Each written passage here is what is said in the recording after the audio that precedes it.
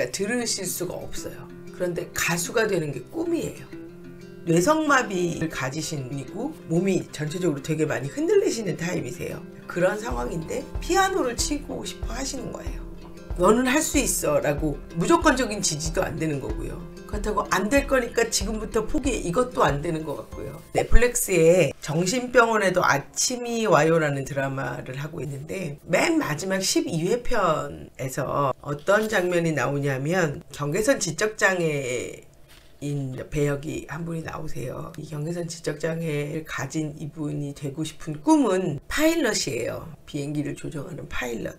그래서 그 꿈을 향해서 가고 있지만 경계선 지적장애 진단이 나오지 않는 지적장애예요. 그러니까 점수상으로는 지적장애가 아니지만 사실은 그 스펙트럼이라는 게 이렇게 있다 보니 항상 경계에 걸리는 사람이 있고 점수에 의해서 나눠지는 거기 때문에 그분의 얘기가 나오면서 이런 얘기들을 나누더라고요. 꿈이 파일럿인데 어디서 만났냐면 공항에 있는 커피숍에서 아르바이트를 하고 있는 여자 배우를 만났단 말이에요. 여기서 일하고 있네 라고 얘기했더니 어떻게 얘기하냐면 취업반 선생님이 꿈을 이루려면 그 꿈 근처에 있어야 된대요. 그래서 공항에서 커피숍에서 아르바이트 하는 거. 그러니까 파일럿이 되고 싶은 꿈 옆에 그 꿈의 근처에서 지금 일을 하고 있는 거거든요. 그 장면을 보면서 저는 되게 탁 하고 걸렸어요. 여러 가지 의미로 이제 드라마로 보지 못하고 그런 부분이 있어서 저는 이 고민이 되게 오래된 고민이고요. 지금도 하고 있는 고민이고 앞으로도 정답은 없는 고민이라고 생각하는데 어떻게 생각하세요? 그 대사. 꿈을 이루려면 그 꿈 근처에 있어야 된다. 현실적으로 제가 몇 가지 예시를 말씀을 드릴 테니까 같이 한번 생각해 보셨으면 좋겠어요.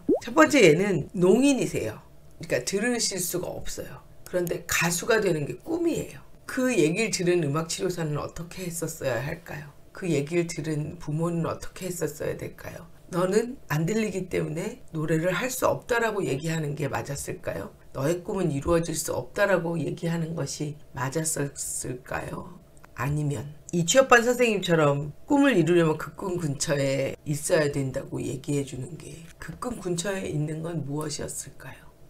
그런 케이스가 하나 있고요. 두 번째 케이스 같은 경우에는 제가 많이 돌보고 있는 윌리엄 증후군이라는 아이들이 있어요. 윌리엄 신드롬이라고 얘기하는 그 아이들 같은 경우에는 인지 능력도 조금 떨어지지만 공간 지각력이 되게 안 좋아요. 그러니까 왜 남자들에 비해서 여자들이 주차할 때 되게 어려움을 가지는 게 공간지각력이 안 좋아서라고 얘기를 하잖아요. 그것처럼 이 공간지각력이 너무너무 안 좋아서 오른쪽 왼쪽 이런 방향 감각도 되게 없고요. 여러 가지 어려움들이 생겨요. 그래서 길 찾아가는 거 되게 어려워하고 여러 가지 그 길에 관련된 것들은 많은 문제들이 생기는 어려움을 가진 분들인데 미국 같은 경우에는 14살이 되면 운전면허증을 취득할 수 있다고 그래요. 그러니까 자기 친구들이 다 따니까 이거 따고 싶어 하는 거예요. 따고 싶어 하니까. 근데 일단 지적 능력에 한계가 있기 때문에 운전면허증의 필기시험을 통과할 수가 없어요. 약간 여러 가지 어려움들이 있기 때문에 만약에 그 아이의 이름이 샌디라고 하면 샌디의 어머니는 얘하고 같이 밤마다 운전면허증 시험을 보기 위한 공부를 같이 하고 있는 거예요. 그거를 이렇게 지켜보면서 저게 과연 옳은 것일까? 제가 10번이면 10번, 20번이면 20번 모두 실패할 텐데 그 경험을 모두 하게 하는 게 옳은 것일까? 저는 이제 한국적인 사고방식을 많이 갖고 있을 때, 뭐 지금도 그렇지만 어떻게 표현해야 될지 잘 모르겠지만 제가 가진 상식으로는 아이가 실패하는 경험을 그렇게까지 많이 해주고 싶지 않은 거예요. 그러니까 안 될 것 같은 거를 저렇게까지 아이가 하고 싶다 한다고 해서 이거를 포기 안 시키고 계속 저렇게 도와주는 게 맞는 것일까? 라는 생각이 들더라고요. 그런 케이스가 하나 있었고요. 뇌성마비를 가지신 분이고 몸이 전체적으로 되게 많이 흔들리시는 타입이세요. 그래서 그 강직성과 운동형이 같이 계셔서 가만히 계시질 못하고 계속 몸이 움직이세요. 그런 상황인데 피아노를 치고 싶어 하시는 거예요. 피아노를 치고 싶어 하세요. 가능했을까요?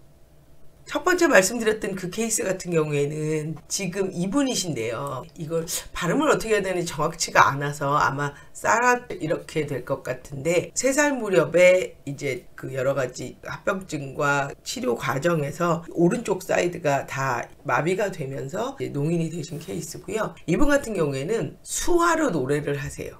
그래서 커버라고 얘기를 하는데 수화로 가수가 되셨어요. 수화로 여러 가지 표현하시는 것들로 그 노래를 부르세요.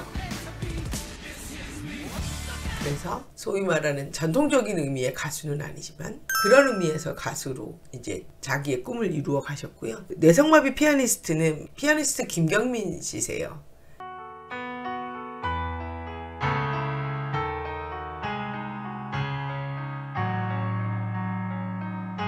유엔에 가서도 연주하시고 한국에서도 연주하시고 작곡도 하시고 자기의 손에 맞춰서도 하시고, 그런데 손은 고정이 되시는데요. 몸은 아직도 고정이 안 되세요. 이것도 어마어마한 노력을 기울여서 손은 고정을 시키시고 피아노를 치시지만 몸은 이제 고정이 안 되시는 그런 상황이시고요. 아까 두 번째 말씀드렸던 윌리엄 신드롬 같은 경우에는 아이가 10번까지 시험을 보고 다 떨어졌어요. 떨어지고 나니까 아이가 엄마한테, 그러니까 한국에도 그게 있기는 한데요. 미국 가면 이렇게 트랙이라고 그러죠. 자동차가 갈 수 있는 그렇게 정해져 있고 경기용 자동차 같이 생긴 거를 타고 가는 고카트라는 게 있어요.